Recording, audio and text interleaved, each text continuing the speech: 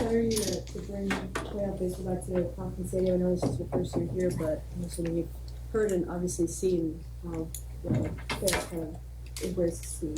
Yeah, no, it's very exciting. Yeah, getting to get back here in Kansas City in front of our own fan base, it's gonna be huge. It's gonna be a lot of fun, and you know, I'd mentioned it earlier on in the year. Had seen in the past playoff baseball here in Kansas City, and it was electric. So just really excited that we were able to bring it back to these fans, and excited for these next couple days. Michael, how much does it help to face a team twice in a series for you as you prepare?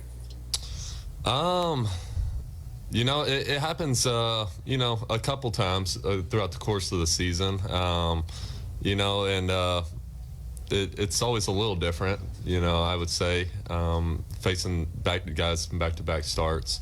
But just, you know, watching film and kind of seeing how you attacked them the previous outing, and finding ways that, you know, you can execute better or make different pitches in different spots, and kind of go about it that way.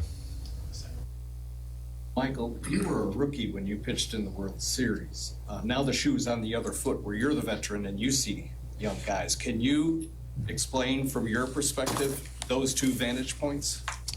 Right. Yeah, my first year in 2013, you know, it was a lot of fun. You know, we were able to make a run there to all the way to the World Series, and at the time, you know, it was, yeah, I was the new guy. It was all new experiences to me. I had never been in those type of situations, that type of atmosphere before, and so really relied on those veteran guys. And so now that I'm, you know, like you said, on the opposite side of that, have had that experience, been in those types of atmospheres, can help some guys that if they have questions, or help these guys prepare their minds, prepare, you know, kind of what to expect whenever they get out there, and you know, try to get them as calm and you know, prepared as possible, I would say. Michael, what was the vision that was presented to you by JJ and the Royals management that made you pick coming here? Because obviously the vision's come to fruition. Yeah, no, they stressed a lot about, you know, their young talent that they had here, and that they had a full year underneath their belt, and thought that they would be able to take the, you know, necessary steps into this 2024 season. And he was talking about his free agent signings as well, and those also caught my eye, the guys that they were bringing in as well. And so whenever they were showing interest and, you know, presenting kind of their vision for this season, it was a no-brainer. We were very excited to get something done, and you know, it's all talk, it's all on paper, you know, at the beginning of the year and spring training and in the off season. It takes a full course of a season for it to finally come to where we are, and a lot of work has to go and put into it. But you know, those young guys on our team have really stepped up this year, have been playing some great ball all season, and into the postseason as well. And you know, some of their signings that they did as well have you know, played really well and gotten us where we are. You've been at this a long time now. How are you different as a pitcher than you were when you broke in, and maybe what's similar? Yeah, I'll start with the difference, I guess. You know, whenever I broke in, I was pretty much fastball changeup pitcher. I know that I still throw a lot of fastballs and changeups, but have mixed in and added some pitches to the repertoire to kind of, you know, I guess help different looks and get certain batters out, and you know, just become a little bit more effective on the mound. And but I've always tried to be a strike thrower. Always tried to fill up the zone and let the defense play behind me and go get the punch out whenever I need to go get it. But you know, I've learned a lot over the years, for sure. I've played with, you know, a lot of different teams. Have been lucky enough to play with a lot of really good players, and talk a lot of baseball with the players, with the staffs that I've been a part of. And so just taking little bits and things from each of those guys, and you know, applying it where I find necessary has been, really helpful as well. What is your secret to getting Aaron Judge out?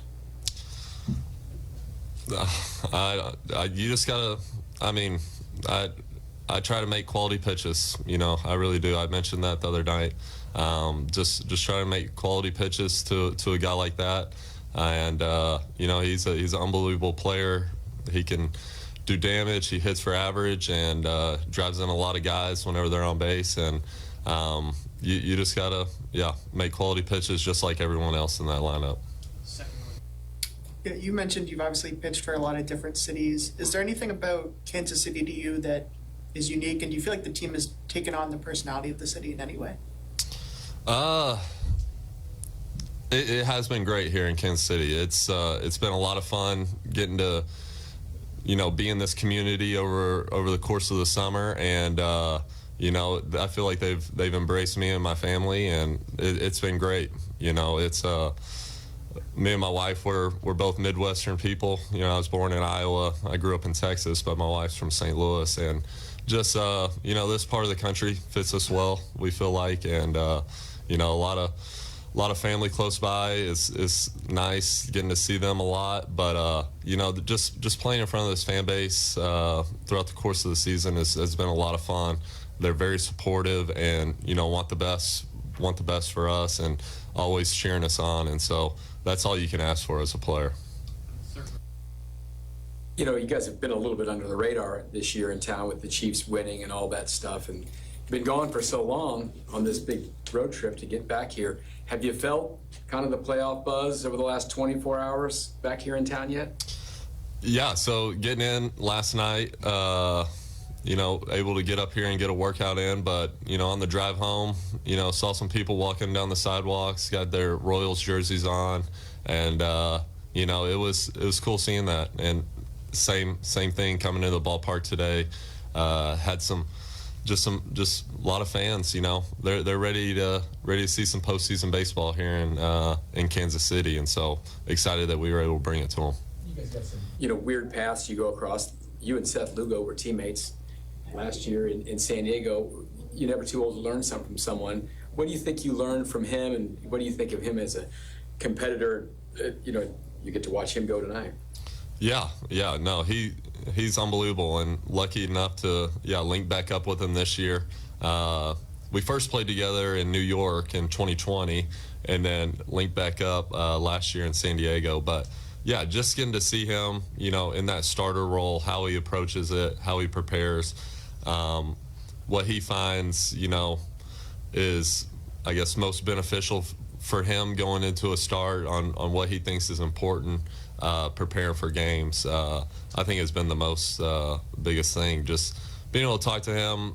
He throws a lot of different pitches. He can spin the crap out of the ball, and that's something that I've always had trouble with, is spinning the ball. And so talking to him, picking his brain on what he's thinking whenever he's throwing those pitches, I feel like it's helped me out throughout the past couple of years. You're either going to be pitching in an elimination or a clinching game. Do you think there's any differences there pressure-wise in an elimination game? Maybe your leash is shorter, anything about those two various scenarios? I don't really think about the leash too much. I just want to go out there and win the ball game. Whether it's a clinching game or it's an elimination game, it's a must win in my mind. Either way, I want to go out there and give our guys a chance to win a ball game, just like any other start throughout the season. And this one's no different. Want to get out there, hopefully go deep and give our guys a chance to win a ball game. Michael, you kind of already teased my question, which was going to be asking when Seth with the Mets, when he was coming out of the bullpen. What do you remember then about him wanting to be a starter, believing he could be a good starter? Because I think that was kind of always his thing with the Mets, is wanted to be a starter, but they liked him out of the bullpen. Yeah, I wasn't totally,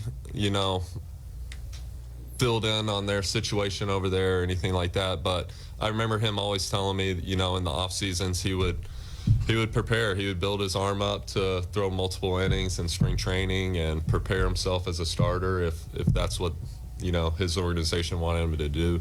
And so yeah, whenever I was able to be teammates with him in that 2020 season, which was kind of a weird season in itself, that was something that he had mentioned that, you know, he had prepared himself. And I think he had a few starts that year as well. But, yeah, just getting to see him in that full starter role last year was cool to see how he embraced it and, you know, went out there and dominated. Michael, when you signed with the Royals, it was a few days after Seth, and Bobby Witt Jr. was saying that with the offseason additions, he had a sense in spring training that this season could be special. I mean, this is of historical proportions, this turnaround. Did you foresee anything like this? Yeah, I did. You know, that's why I signed here. It was I've never played on a losing team. You know, I'm used to winning. I'm used to, you know, being in the postseason, and, you know, that's what I want to do. I want to win a ring. I do. I want to bring that back to my family, the fan base that I'm playing for, and for the guys in that clubhouse. That's what I want it for. I don't have one yet, and so there was a belief, you know, going into that spring training, not just for myself, but I had a sense from the rest of the club as well that we could do something special. Michael, to be able to command your cut fastball to both sides of the plate, how much does that help open up your changeup and other pitches against the Yankees lineup? Yeah, no, it's a tough lineup that you've got to mix your pitches. You've got to work the corners on them. You can't leave much over the plate against these guys. And so, you know, being able to work those corners, strike to ball to strike, is definitely important to set up other pitches as well. Michael, a lot of people talk about Seth's game preparation. What stands out to you about his process? What kind of questions does he ask? What kind of information is he seeking during that process? He likes, you know, charts, I would say. He watches video. You know, I would say it's very similar to most starters, I would say, on how he prepares. And but, you know, the impressive part is just out there on the mound, you can see him. That mind's working. He's got an unbelievable eye of reading swings and knowing what to do after. And no, it's really impressive. Michael, pitching one game of this series in Yankee Stadium and the next one in Kauffman Stadium, how drastically different is that for a pitcher? Does anything change up there for you? I mean, it's great being home, you know, that's for sure. Pitching in front of your home crowd, it's a familiar mound that you've been on a lot. And so that part's nice for sure. Yeah, won't be getting, well, at least I don't think I will be getting ragged in the bullpen warming up or anything like that. But yeah, I mean, there are some differences for sure. You know, pitching in a hostile environment on the road compared to, you know, pitching in your home park. But looking forward to getting out there. Thank y'all.